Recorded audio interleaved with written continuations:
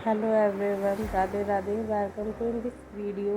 मैं आपको लेकर चल रही हूँ दिल्ली से मनाली हिमाचल प्रदेश की ओर और मैं आपको बताती रहूँगी। आप बने रहिए इस वीडियो में, आपको सारी नॉलेज देती रहूँगी। हम यहाँ से घर से निकले थे, हम पहुँचे मजनू का टीला।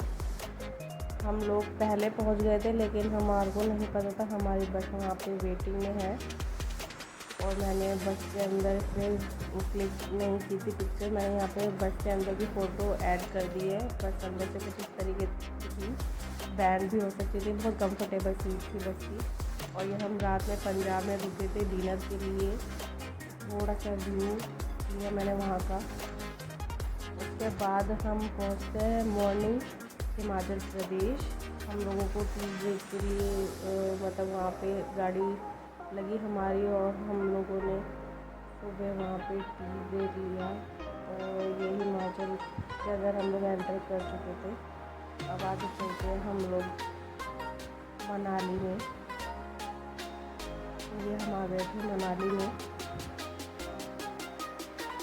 और ये मनाली का मॉर्निंग व्यू।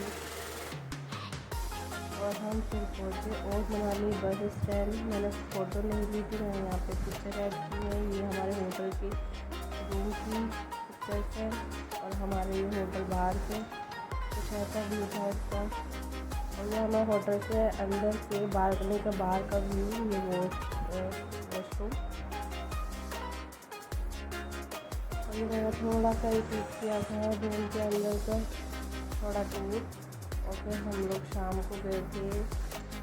हमारे होटल के पास में ही था घटोत्कच टेम्पल और हिडिंबा देवी टेम्पल वन विहार। मैं आपको बता देती हूँ कि हम लोगों ने मनाली का पैकेज लिया था, जिसमें हमारा sightseeing Hidimba Devi temple, Ghatotkach temple, local sightseeing like mall road, Buddhist temple, monastery, Vashisht Muni temple था।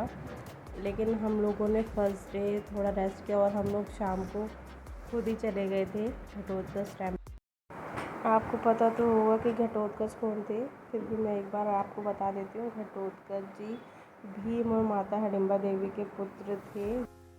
और यहाँ आप देखेंगे घटोत्कच महाराज जी को कि यहाँ पे किसी की अगर इच्छा पूरी हो जाती है तो वो यहाँ पे लोहे के औजार चढ़ाता है। आप देखेंगे यहाँ पे उनके पास जो गेट के हुए हैं, वो पहले तो चांदी की चीज़ें भी चढ़ाई जाती थी, पर लोगों की आबादी के बढ़ने के साथ साथ यहाँ पे चोरी चकारी का भी डर ज़्यादा हो गया था। तो सबसे ज़्यादा लोग यहाँ पर अब लोहे के चिमटे, लोहे के त्रिशूल, बकरे के सींग, ये सब भी चढ़ावा चढ़ाते हैं। और आपको लोहे के चाकू भी बहुत देखने के लिए मिलेंगे।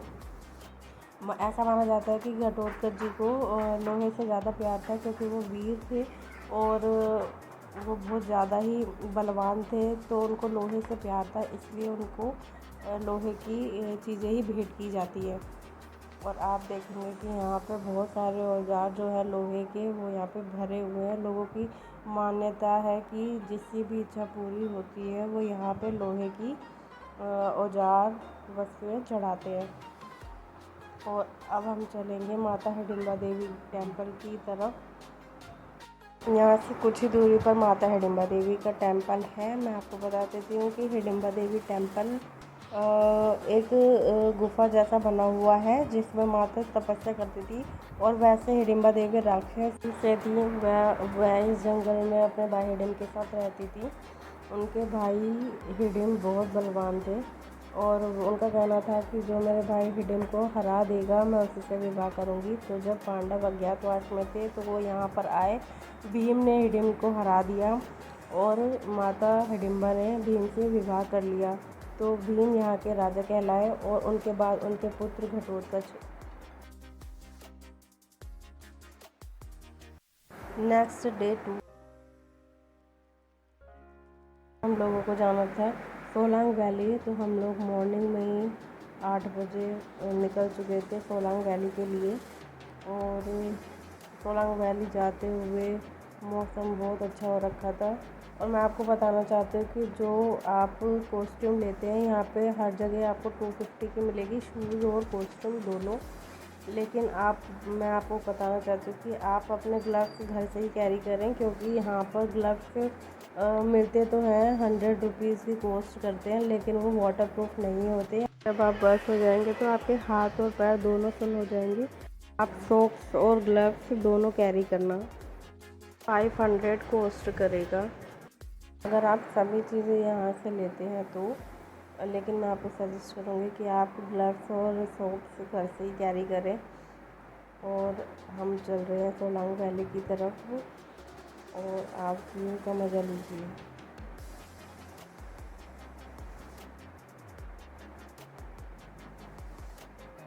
आपको बर्फ़ के पहाड़ धीरे धीरे करते आपको नज़दीक आते दिखेंगे, क्योंकि हम लोग सोलांग वैली तो पहुंच चुके थे। हम उससे आगे जा रहे हैं क्योंकि सोलांग वैली में कुछ भी नहीं था, क्योंकि बर्फ़ नहीं पड़ रही थी वहाँ पे। तो हमने सोचा कि हम थोड़ा और आगे जाते हैं। हम पहुँचे खोकसर में आप लोगों को बहुत सारी बर्फ़ देखने को मिलेगी। जहाँ से सोलांग वैली स्टार्ट होता है, आपको उसके आगे 3 किलोमीटर से आगे आपको बर्फ़ दिखना शुरू हो जाएगी। लेकिन आप सबसे ज़्यादा बर्फ़ के मज़े खोकसर में ही ले सकते हैं। तो हमें वहाँ पे बर्फ़ भी देखने के लिए मिली और रास्ते में बारिश भी शुरू हो चुकी थी और वहाँ पे बर्फ़ भी पड़ी थी। आप अगर इस व्यू का मज़ा लेना चाहते हैं तो आप लोग ज़रूर जाएं। बर्फ़ का मज़ा लेते लेते बहुत ऊपर की तरफ आ चुके थे। आप देख रहे हैं गाड़ी कहाँ पर चल रही है और हम सबसे ऊपर खड़े हैं। और ये जो आप नदी देख रहे हैं ये चंद्रभागा नदी है, जो पाकिस्तान की तरफ भी जाती है। और अब हम आपको दिखाते हैं बर्फ़ के मज़े।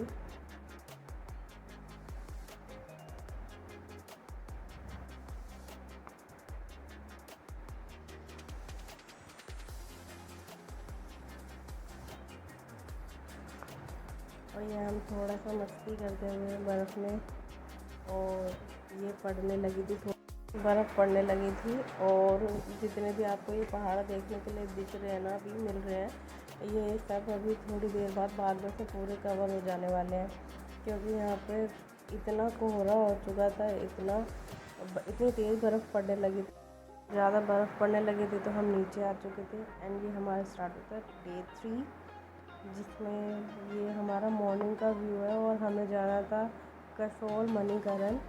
और हम लोग सुबह 5:30 बजे उठ चुके थे, फ्रेश वगैरह हो चुके थे। हम लोग तैयार थे जाने के लिए, और लेकिन हम लोगों ने इस व्यू का भी कैप्चर कर लिया, क्योंकि मॉर्निंग का व्यू यहाँ का सबसे अच्छा व्यू लगता था। मतलब हर मिनट में यहाँ का व्यू चेंज होता रहता था। पूरे दिन में आप कभी भी देखेंगे व्यू हमेशा चेंज मिलेगा। और ये हम पहुँचे थे माता वैष्णो देवी, और ये है व्यास नदी। हम लोग मणिकरण जाते समय पहले माता वैष्णो टेम्पल होकर के गए थे। माता वैष्णो टेम्पल बहुत अच्छा टेम्पल है। अगर आप मनाली आ रहे हैं तो एक बार ज़रूर माता वैष्णो देवी टेम्पल विज़िट करें। और ये कुछ बाहर से ऐसा था, अंदर से फ़ोटो लेना मना था, इसलिए हमने नहीं ली। और हम चलते हैं मणिकरण की तरफ। आपको मणिकरण जाने के लिए रास्ते कुछ ऐसे से ही दिखेंगे, क्योंकि मणिकरण बहुत ऊंचाई पर है और वहाँ का रास्ता थोड़ा सा ख़राब है। लेकिन आप बहुत सारी ऐसी चीज़ों का मज़ा ले सकते हैं जो आपने पहले कभी नहीं देखी। आपको रास्ता एंजॉय करने में बहुत मज़ा आएगा।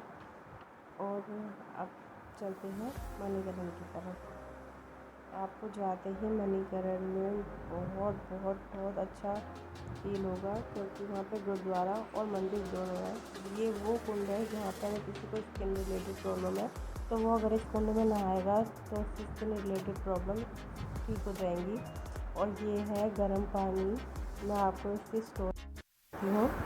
यहाँ पर शिवजी पार्वती बहुत टाइम से रह रहे थे, और एक दिन वो लोग ऐसे ही घूम रहे थे तो माता पार्वती जी का एक कान की मणि जो है वो पाताल लोक में गिर जाती है, जिसको ढूंढने के लिए शंकर जी अपने गणों को बोलते हैं, लेकिन उनके गणों को वो मणि नहीं मिलती है। तो फिर उनका त्रिनेत्र खुलता है और उसमें से नैना देवी प्रकट होती है, और वो नैना देवी पाताल लोक में जा कर के उस मणि को लेकर आके आती।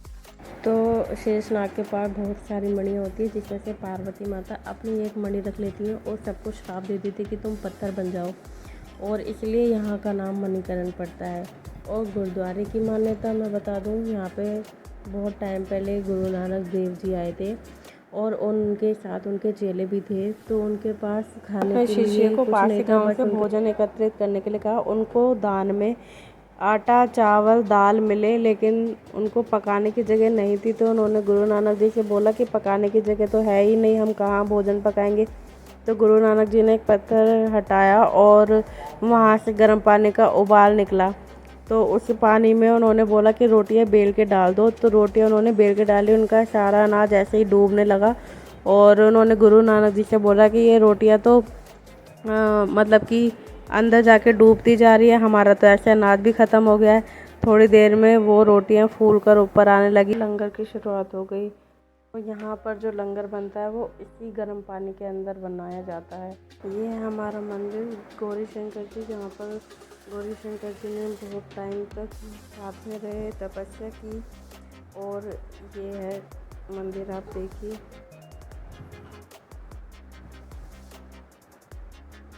और ये हमारे सामने मंदिर के नंदी जी हैं।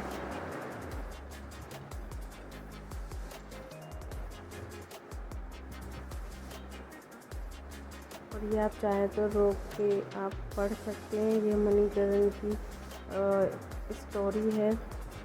और ये आप देख रहे होंगे कि लोगों ने यहाँ पे पोटली बनाकर चावल पानी के अंदर डाले हुए हैं पकने के लिए। ऐसा माना भी जाता है कि अगर कोई हस्बैंड वाइफ इस पोटली को बांध के डालता है तो वो सुख समृद्धि का आशीर्वाद पाता है। इसलिए लोगों ने यहाँ पे पोटली बांध कर डाली हुई है। और ये जो आप इंडिया देख रहे हैं, इसी के अंदर लंगर का खाना बनता है। यहाँ का सारा खाना इसी पानी के अंदर बनाया जाता है। सिर्फ रोटियाँ अब उसमें मशीनों में बनती है, लेकिन बाकी सब यहीं पे बनाया जाता है। और हमारा डे 4 था ये। हम लोगों का आज चेकआउट था 12 बजे। और लेकिन रात से यहाँ पे बारिश बहुत तेज़ हो रही थी। आप देखेंगे यहाँ पे जो हमें पहाड़ रोज़ दिखते थे वो आज बादल से पूरे ढके हुए हैं, क्योंकि रात से बारिश हो रही थी तो पूरा मौसम ऐसे ही हो रखा था।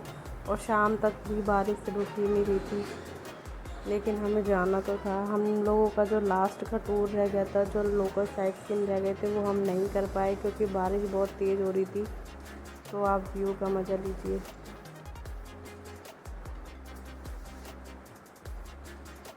और मैं आपको बता देती हूँ कि यहाँ पर आप अगर आपको आना है तो आपका पर पर्सन का फेयर जो लगेगा वो 7 to 8,000 के अराउंड लगेगा। आपका बस का 1600 to 1800 आने जाने का फेयर रहेगा। और आपको जो होटल मिलेगा, हमारा तो इसमें फूड इंक्लूड था, ब्रेकफास्ट एंड डिनर। आपका होटल का फेयर मैं बता देती हूँ। वो आपको पर डे का होटल चार्ज पड़ेगा 2000। एंड आपका बस का मैंने आपको बता दिया।